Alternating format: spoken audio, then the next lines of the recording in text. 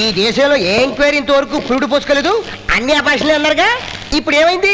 డెలివరీకి వచ్చింది. ఇక మీరు జైల్లోకి వెళ్ళి జోలపాట పాడుకుంటూ కూర్చోవాల్సిందే. ఏమిటి సార్ నిమ్మకు నీరెత్తినట్టున్నారు? ఆ డిఆర్ నాయుడు మీ హిస్టరీ అంతా ఎవిడెన్సులతో సహా రిపోర్ట్లో రాశాట. పరిస్థితి చేయి దాటిపోయింది. నిజమేనన్నయ్య, ఆ నాయుడు రిపోర్ట్ అసెంబ్లీలో పెడితే పదవి పోవడమే కాదు 5 ఏళ్ళు జైలు శిక్ష కూడా తప్పదు. తమ్మి ఆడు బతికుంటే కదరా అసెంబ్లీకి వచ్చేది.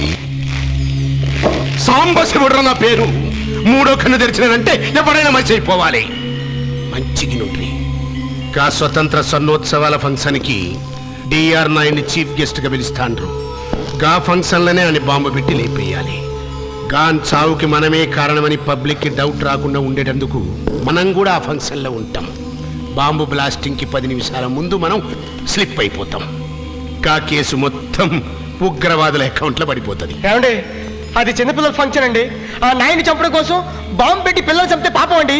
తీర్థయాత్రకు పోతాం, క్లీన్ అయిపోతుంది. గా బ్లాస్టింగ్ లా 100 మంది పిల్లలు చచ్చిండ్రనుకో, 500 మంది పిల్లలకి గాయాలు వెళ్తాయి. ఈ మొత్తం మందిని తీసుకొచ్చి మన జనరల్ హాస్పిటల్ చేరుస్తారు.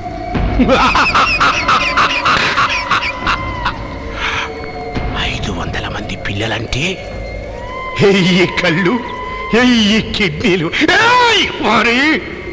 మార్కెట్లో వీటికి ఎంత డిమాండ్ ఉందో దేవుడి దిమాగాని నీకే పెరగరు. అదేరిందన్న, ఇంతకీ బాంబ్ బ్లాస్ట్ చేసేది ఎవరు? మస్తాన్.